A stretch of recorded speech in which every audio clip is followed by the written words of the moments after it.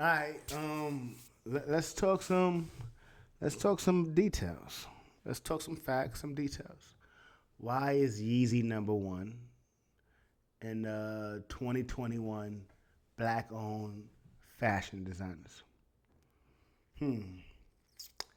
It should be super self-explanatory. Let's talk about anticipation.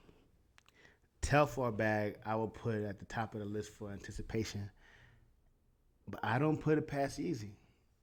I don't put him past like Yeezy's anticipation. Look what he did with his album.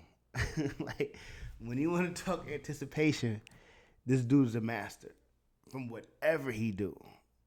You see what I'm saying? Like whatever he do, from his merch, like it don't matter who's behind it or partner with him. It's from Gap to Balenciaga to it's this dude is special.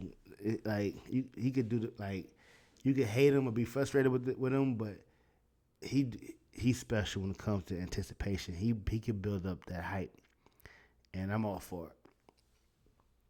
Um, he has the most fans, right? Of course, like that music background helps a lot, but the 6.6 million social media, different mediums. You know what I'm saying? Like everybody else, they have the visual art, the fashion side. He has music, visual art, like everything. You know what I'm saying? Performing art, like he's just too. He's a different kind of monster. Like even I think Pharrell said it on Drink Champs. He was like, "Would they do a versus like Pharrell versus Kanye?" And that's cool. And even Pharrell was like, he wouldn't just be battling Kanye on music. He's just too much more than music. You know what I'm saying? And that's a fact. He's just too much like too much more. You know what I'm saying? Um, uh, let's talk about his deals and partnerships. Um, like okay, Dapper Dan got the Gucci deal, right? Telfar, I think he had like a Reebok, whatever. No, he had the Uggs. Uggs is kind of popping. He had the Uggs deal right now. He's doing some with Uggs.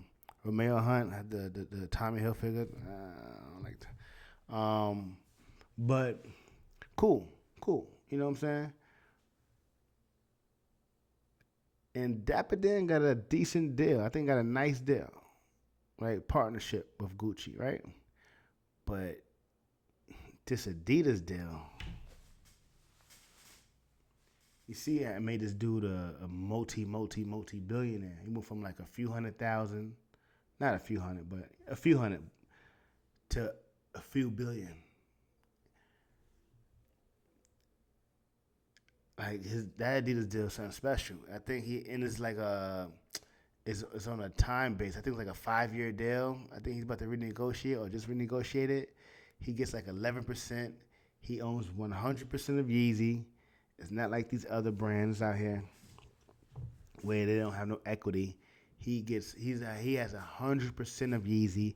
They can't tell him what to make, what to not to make. They don't take his designs like they don't have nothing to they all they do. It's almost like what he got? He got like a Cash Money Master P deal. Like Universal don't tell Cash Money what albums to make, who to put out. They just they just put that machine behind it and go. You know what I'm saying? And he got something like that. You know what I'm saying? He just gets they manufacture and produce and distribute whatever he tell him to make, and he gets like 11% royalty or whatever, and they do all the work. I'm hoping, I'm hoping with the money he's getting and the returns and everything. I know he's trying to sell his ranch in Wyoming. I'm hoping it'll be dope if he go to Chicago and do it. He built his own factory. You got the hype. You know what I'm saying? Like start start margining out that other man, that middleman, the other man, as much as possible. You know what I'm saying? Like every step should be more, more, more, more.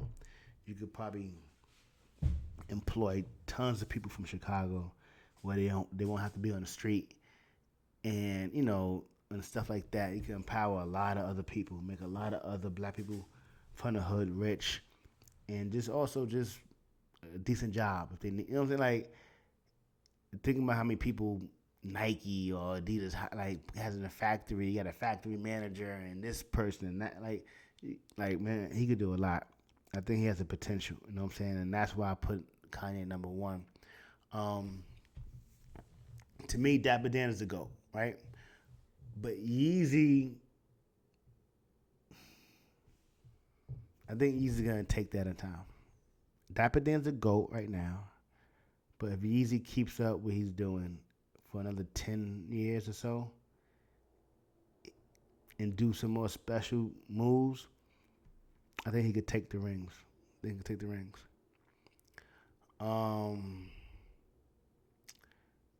Yeah, let's talk about this right here. Like Yeezy jumped over the Jumpman literally, right? Jordan has sold more shoes than anyone on earth. On earth.